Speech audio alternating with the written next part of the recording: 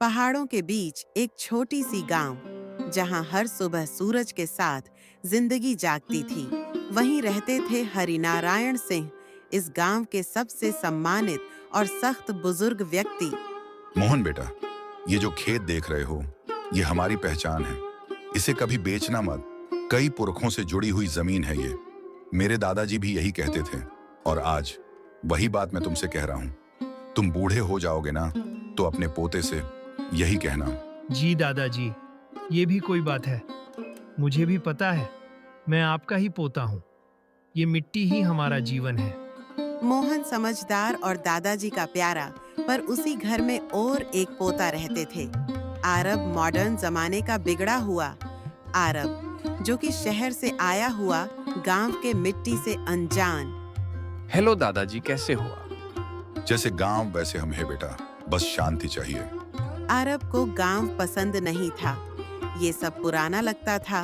बैल, खेत, मिट्टी, ये सब देखकर अजीब सा बातें करता था। ये है रुक्मिणी देवी। आरब के माँ शहर में रहते हैं। आरब और उसका पिताजी रमेश, जो कि स्कूल के शिक्षक है, गर्मी के छुट्टी में शहर से गांव में आए हुए हैं। मॉम, यहाँ नेटवर्क अच्छी नहीं आती है। कोई वाईफाई है क्या? मेरे मोबाइल में नेट नहीं चल रही है। मैं वीडियो गेम, व्हाट्सएप कैसे चलाऊं? बेटा सब्र रख, यहाँ टावर नहीं है। हम शहर से बहुत दूर है, यहाँ नेट नहीं आती है। कुछ दिन और फिर शहर में जाएंगे तो चलाओगे। कभी मजाक में तो कभी ताने में, दोनों पोते के बीच एक अनकहा फासला था। दादाजी बस देखते रहते थे। सच में ये मेरे दोनों पोते एक माँ के नहीं है क्या? अलग अलग है या फिर क्या करूं? मुझे कुछ समझ नहीं आ रहा है। दोनों का बातचीत बिल्कुल अलग है। मोहन खेत में काम कर रहा है। पसीने धूप पर कभी सवाल नहीं किया। वो बस करता गया वही जो दादाजी ने सिखाया था। जो बीज दिल से बोया जाए, वही फसल सच्ची होती है। वाह बेटा वाह, काश सब तुम्हारी तरह सोचते बेटा, तो कलयुग संसार में फिर से राम अवतार लेते। अरे यार, मुझे यहाँ रहना बिल्कुल भी अच्छी नहीं लगती। ये लोग सब टाइम पास हैं।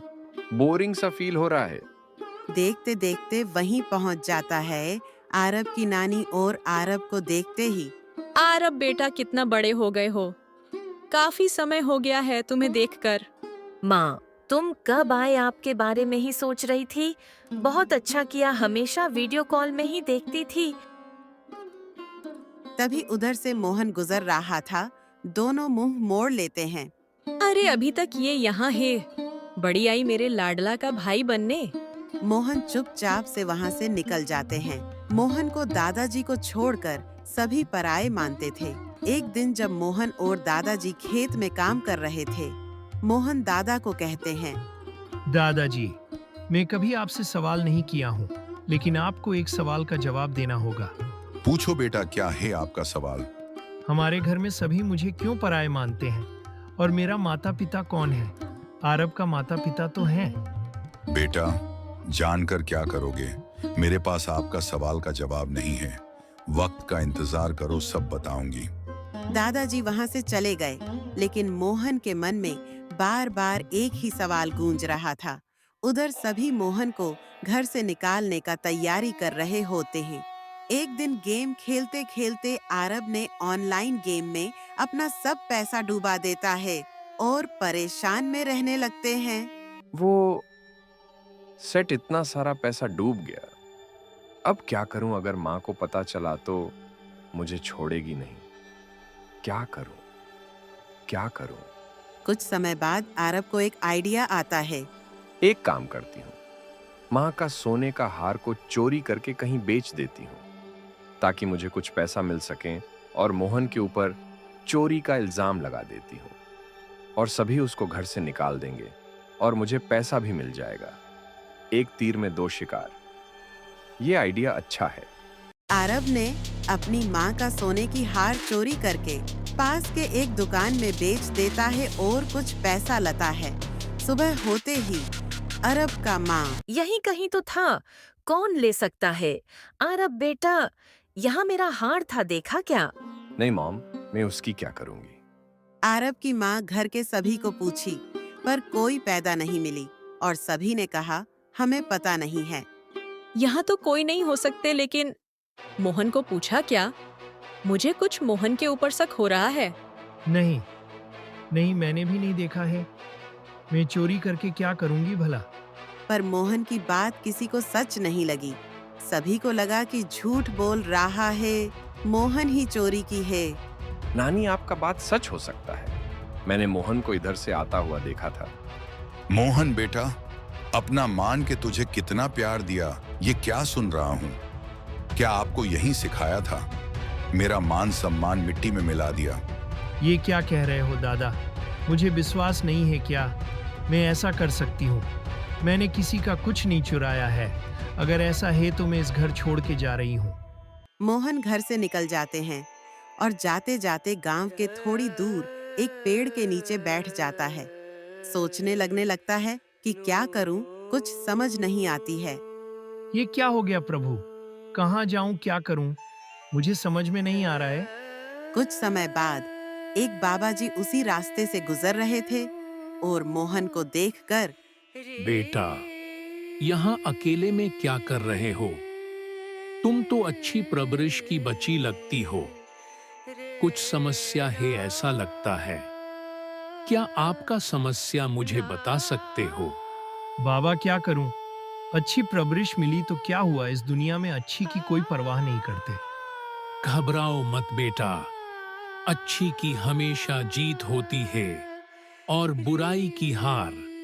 मैं आपको देखकर ये समझ सकता हूँ कि आपका जल्द ही अच्छी समय आने वाली है। समय की इंतजार करो। समय से बड़ा इस दुनिया में कोई नहीं। बाबा यह बोलकर चली गई और मोहन बैठकर सोचते रहे।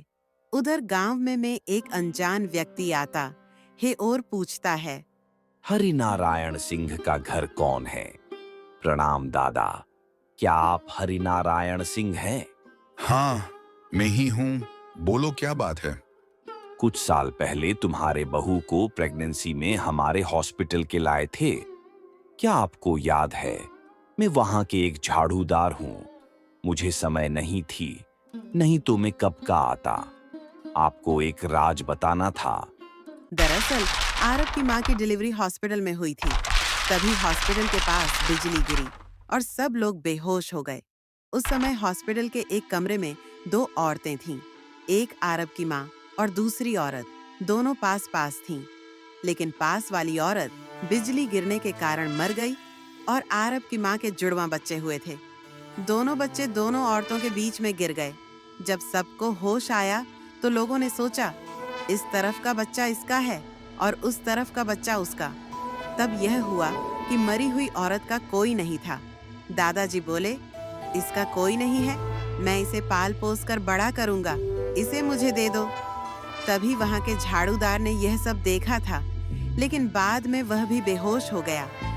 अब समझ में आया, आपका एक नहीं दो पोता है। मॉम, मैं भी सबको झूठ बोला हूँ।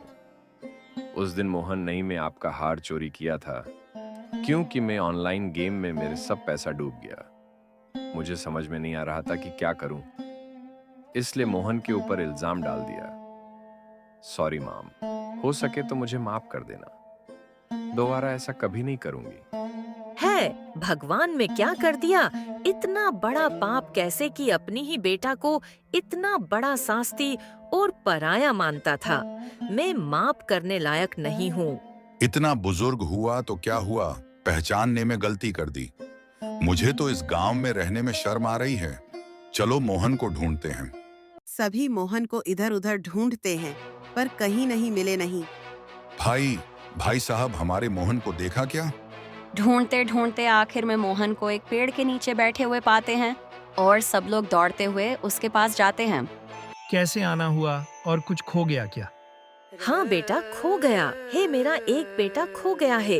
मैं तेरा माँ हूँ बेटा, मुझे माफ कर दो। जो भी दंडित करना चाहोगे कर सकते हो।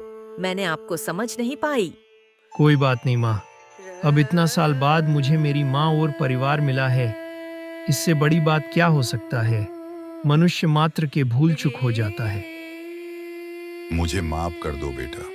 मैं भी क्या करता, मैंने ही पाल पोस के बड़ा किया, लेकिन समझने में गलती की। भाई आरब, मैं आपसे कैसे धन्यवाद दूंगा? कोई शब्द नहीं, आप अगर नहीं होते तो मेरे परिवार नहीं मिल पाता।